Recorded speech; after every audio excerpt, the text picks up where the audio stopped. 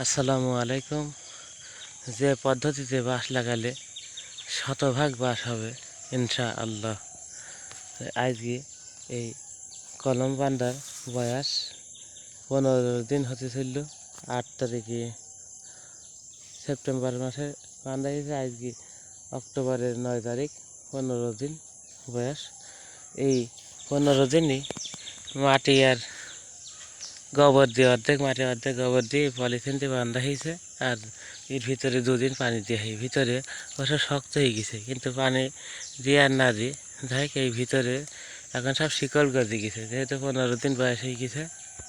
এই যে এই কলম বান্ধা হয়েছে, কলমটা এই যে এরকম একটা এই যে শিকড় লাগি গেছে, এই শিকড়টা লাগি বড় হয়ে ভিতরে বড় হয়ে গেছে মাটি দেওয়ার কারণে, যার জন্যে কেন দেখা যাচ্ছে যে কত বড় হয়েছে। 15 দিন বয়স। এই যে যেসব শিকড় সব সাদা সাদা দেখা যাচ্ছে পলিথিনের ভিতরে, ওই যে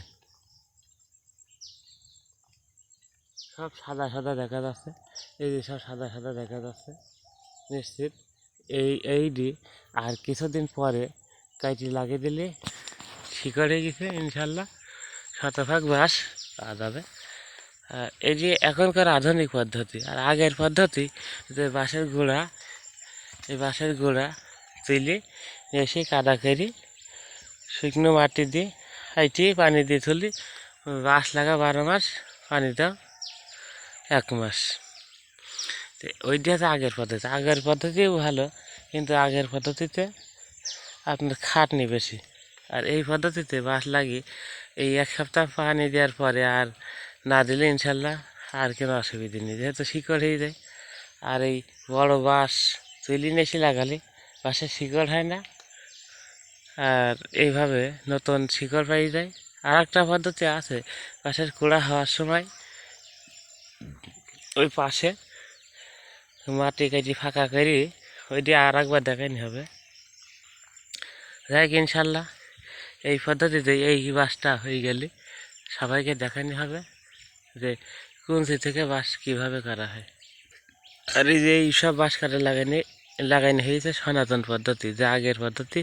এক একটা বাঁশ তুলি নিয়ে এসে লাইন দিয়ে এই 2-3 মাস 4 মাস একাধারে পানি দিয়ে রাখা হয়েছে। তারপরে কোনো ঝাড়ে 1 বছর বাঁশ হয়, কোনো ঝাড়ে 1 বছর হয় না, আস্তে আস্তে বাঁশ হয়ে গেছে। এখানে বাঁশ লাগাইছে 8 কাঠা জমি আগের পদ্ধতিতে। কোনো বাঁশে কুড়া নিয়েছে, কোনো বাঁশে কুড়া নিয়নি।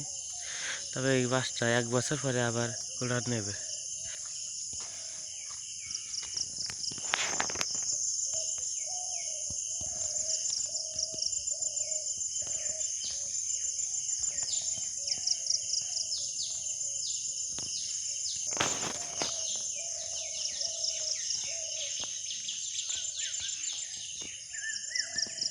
মেহগনি বাগানের মধ্যে বাঁশ লাগাইছে, বাঁশও সুদা থাকবে, মেহগনি গাছও হয়ে যাবে, একই সাথে ডবল ফসল।